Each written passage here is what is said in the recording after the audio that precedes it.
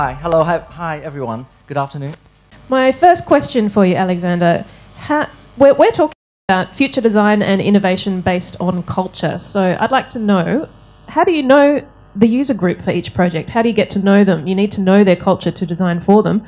How do you build an understanding of them and the meaningful aspects of their culture? Thank you, Narelle. Okay, now the first question, this question is actually quite hard because when you think about user group, you have to do a lot of research. And market research, like a lot of countries like America, they spend a lot of money doing it. All these corporations, I mean, they spend billions, if not, just a lot of money. So obviously we can't do that. And so I'm going to talk about, I'm going to give you three answers or three examples. A difficult example, an easy example, and a special example. So let's go. Lucky you, everybody. Let's go right into the difficult example. The first one is called Maison Belle, and we call it Art Deco Revisited. Actually, basically, it's a luxury show home in the city of Hong Kong, and it's the client specifically asked for Art Deco, and we were horrified because Art Deco, we think of something quite old hat and boring, and if not well done, it could look disastrous. So, but one thing we do know is that these are luxury homes. So people are obviously rich and they're into luxury. So the concept or the abstraction of luxury is very important. And so we dug deeper and we looked at the history of Art Deco. And in fact, Art Deco is related to icons like Coco Chanel, the Duke and Duchess of Windsor. That's Great Gatsby, as portrayed by Leonardo DiCaprio. Eileen Gray, Brightside Revisited, Le Corbusier even, because he was taught by Le Platanier when he was very young, and they did Art Deco. And also brands like Cartier, Rolls-Royce, Lalique. So we started with all this research, basically, to study this type of architecture, this style, and how that could be applied to the user groups of the 21st century, the rich and famous, and and those who are well-heeled. So we came up with this project called Maison Belle, and the first thing that I want to show you is this. Actually, I think it's going to block the view. Can someone help me, please? I just want to move this over because.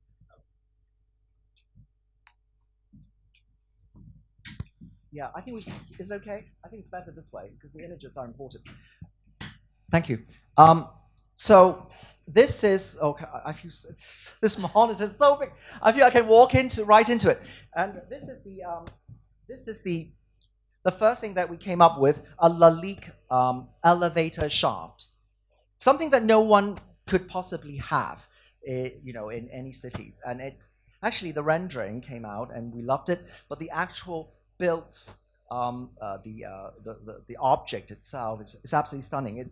I mean, we didn't Photoshop this, and it's absolutely mind blowing.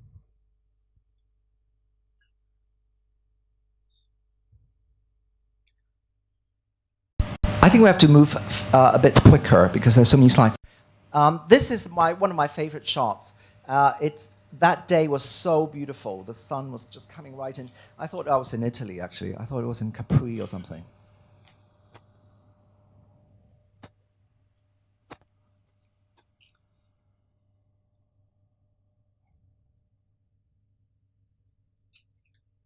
So we actually did a lot of research, as I said, the history of the Art Deco era. And it's actually a time when people were super rich and were also the economy was going through a lot of turmoil, a little bit like what we are going through right now. So in a way, it's very apt to reintroduce Art Deco. That's the original, the next slide, please. That's the original car park. It was never built, but I thought it'd be nice to have a Bentley there. Wouldn't you? Okay, now I want to talk a little bit about innovation, because this is what the topic is about. And I think Steve once said, innovation distinguishes between a leader and a follower. So, I mean, Steve Jobs, sorry, I'm not on first name basis with him. Steve Jobs, yes. And then we found another quotation from Shua Ito. He's originally from Japan, I believe. He's a global entrepreneur, venture capitalist, and former director of MIT Media Lab.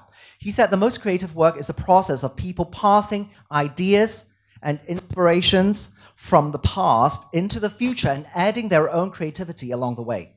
So I think what we did just now with Maison Belle, with the Art Deco style, is to put another layer of the 21st century luxury, technology, artistic values on top to make it more relevant and user-friendly and just more alive instead of something that is encapsulated in the past.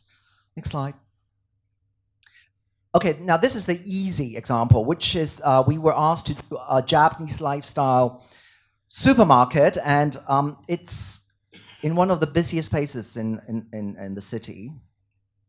So we thought, why don't we look at these Japanese villages where you would actually buy stuff from, well, like from the supermarket, before there were supermarkets. The predecessor of supermarkets. It's called Fresh Mart. And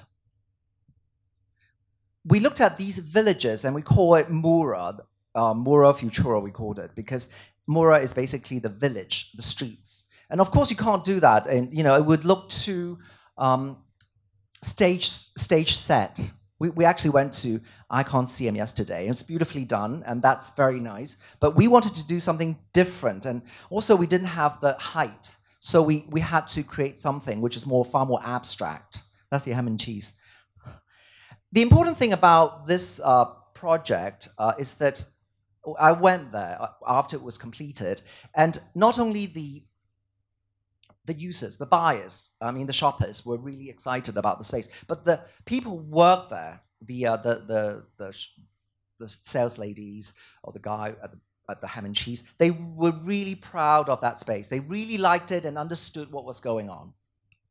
It's like a Japanese restaurant, but in a modern 21st century kind of like twist, with that twist.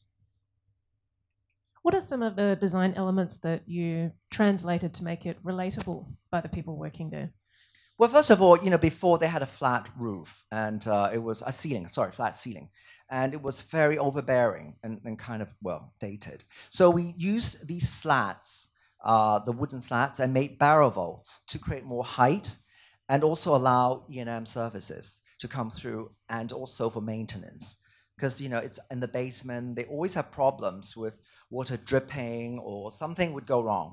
So the people who work there can actually maintain the space. That's very important in design, that once the baby is born, you don't look after the baby. Your client does. So if he cannot look after the baby, then it's a dead baby, and it would be Nobody wants that, right? Yeah. And you don't want that to happen because you work so hard on it.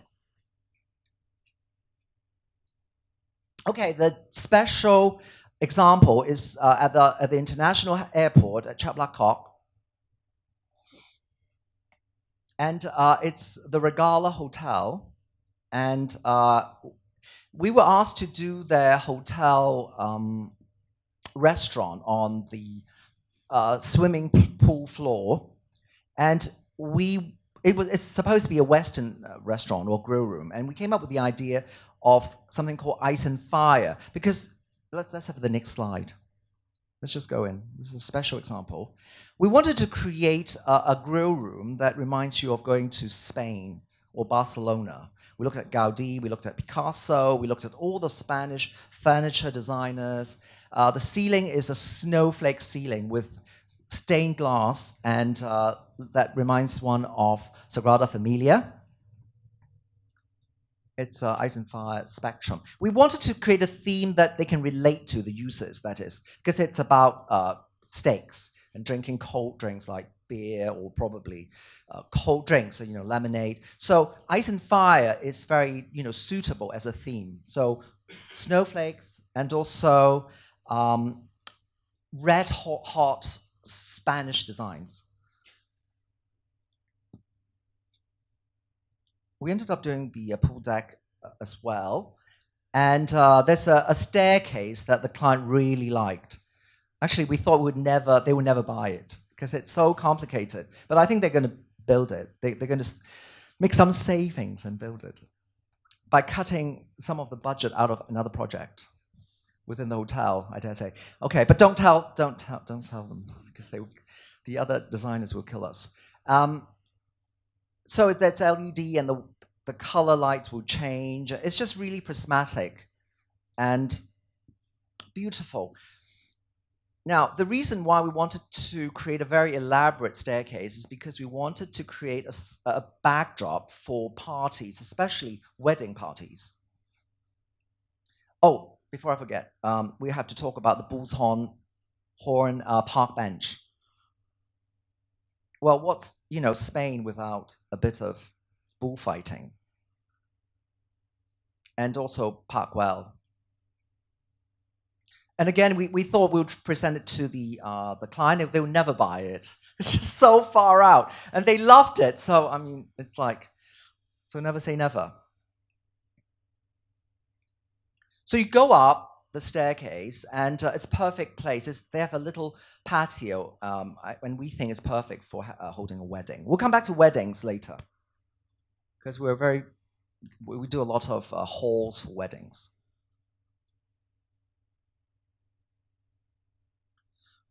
Okay, would that be okay for the first question? I think you've given us three answers via 3 examples. So yes, you've done well. Thank you.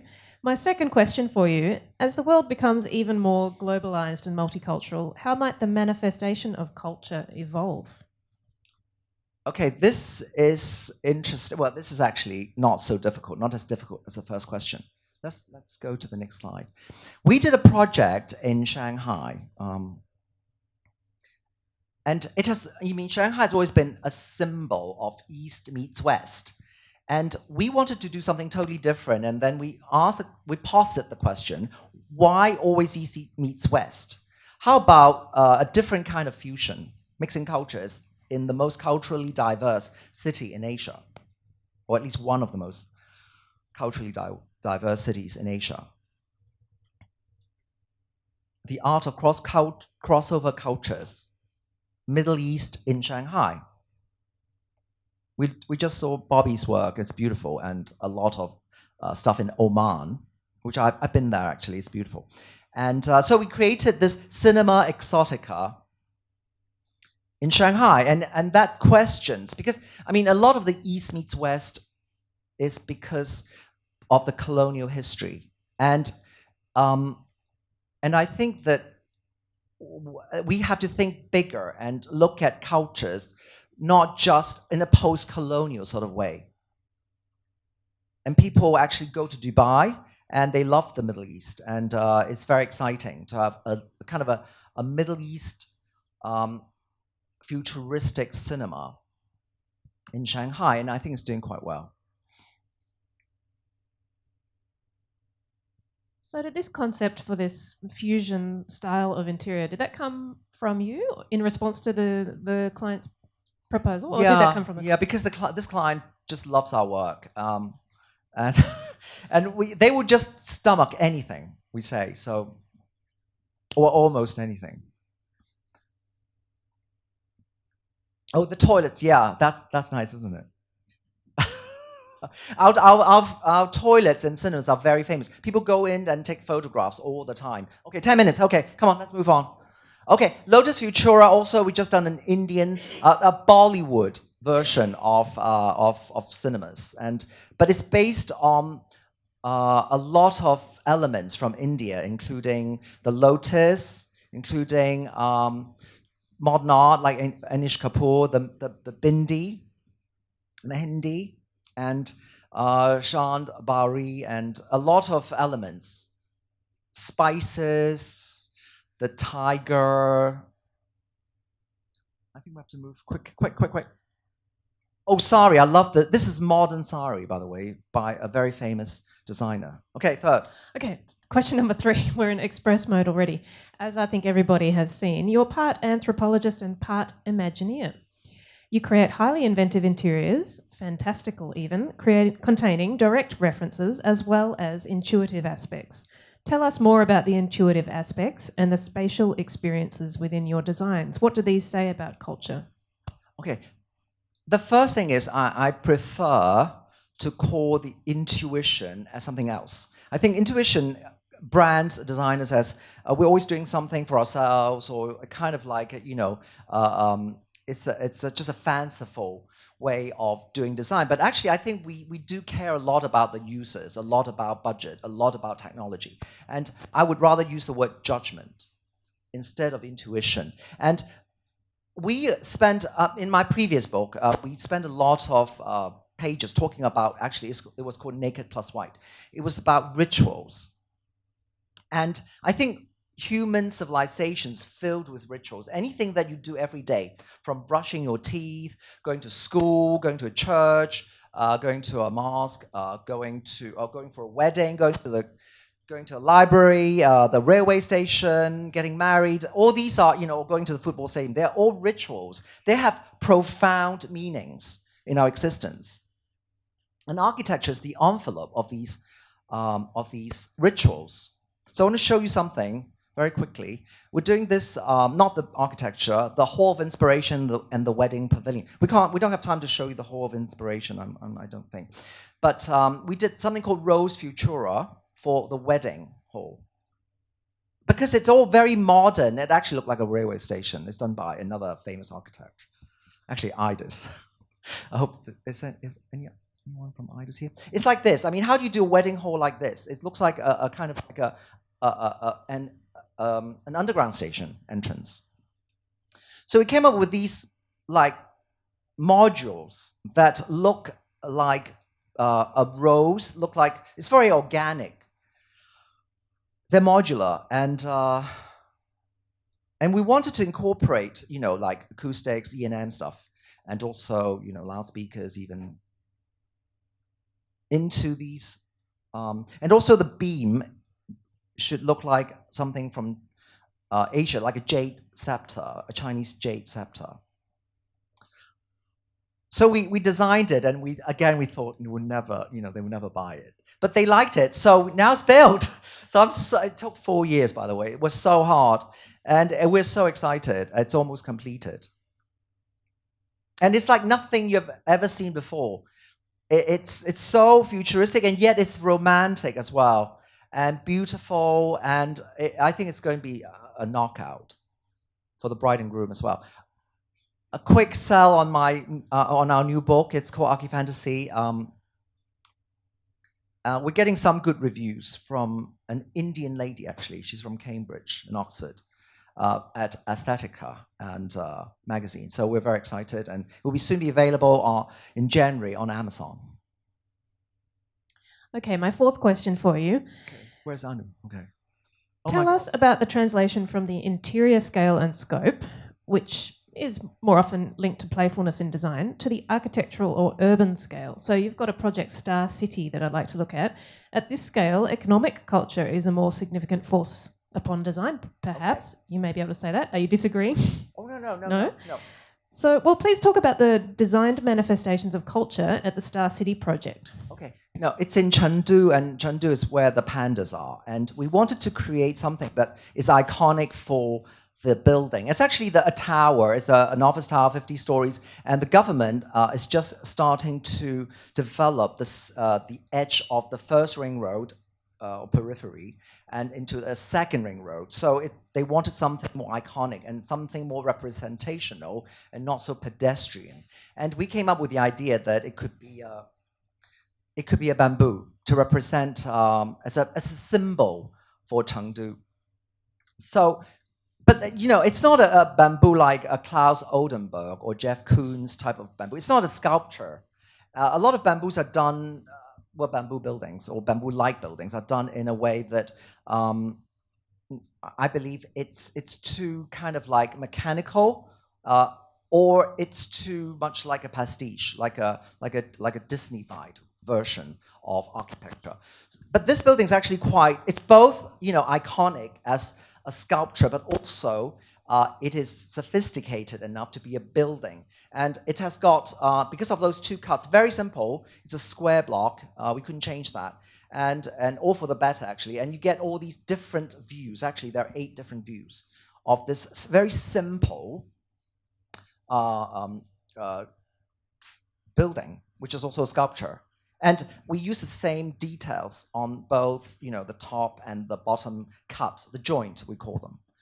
And this is the design development part that we spent a lot of hours on. All the people who have worked on it have left, I think. They worked so hard, they collapsed. I'm serious. Yeah, they hated us afterwards because it was just so tough, this project. And now it's going to be built.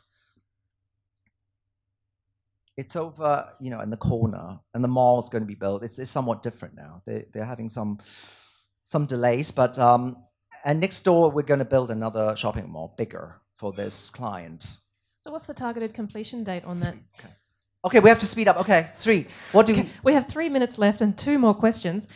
What do you predict for the culture of cinema in the future? Do you think that we'll continue to be drawn to cinemas even though we've got entertainment on demand at home or wherever we are?